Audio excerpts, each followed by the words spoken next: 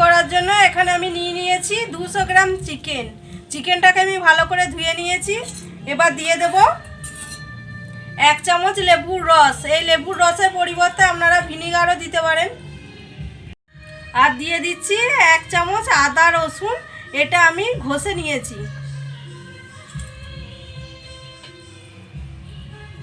Half চামচ লবণ।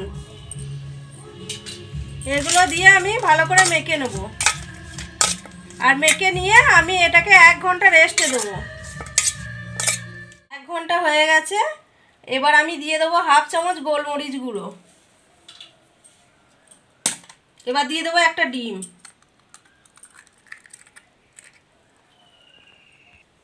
এবার দিয়ে দেবো 2 চামচ কর্নফ্লাওয়ার।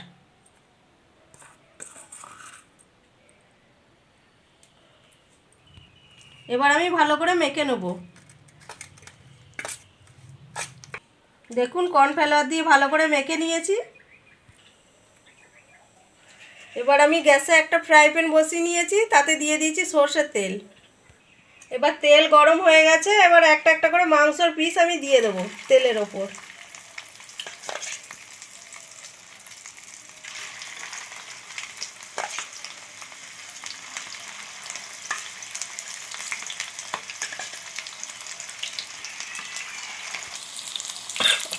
তেলটা ভালো করে গরম করে নিয়ে গ্যাসের ফ্লেমটাকে মিডিয়াম টু লোয়েতে রাখতে হবে।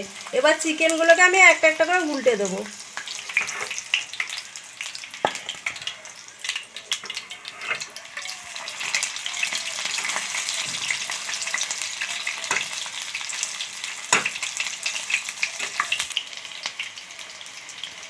আমার ভাজা হয়ে গেছে। এবার আমি তুলে নেবো।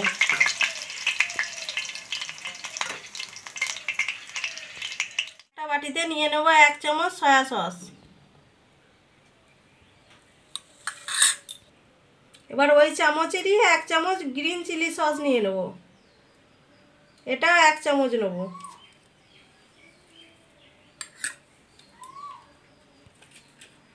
এবার ওই চামচেরই নিয়ে নেব 2 চামচ টমেটো সস।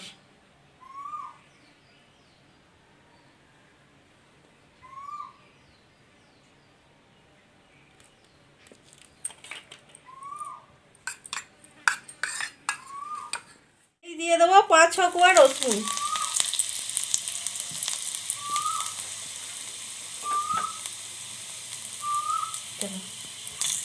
দিয়ে দেবো পেঁয়াজ। দিয়ে দেবো ক্যাপসিকাম।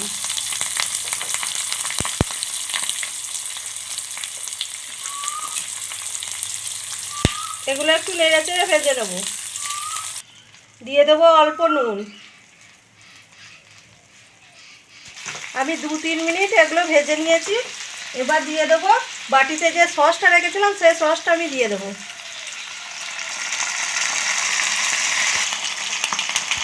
সসের বাটিটা ধুয়ে আমি আধ বাটি জল আমি দিয়ে দেবো।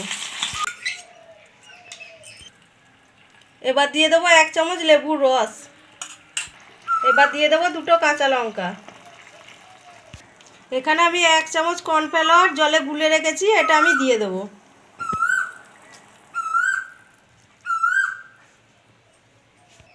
এবার দিয়ে দেবো হাফ চামচ গোলমরিচ। এবার দিয়ে দেবো ভেজে রাখা মাংস।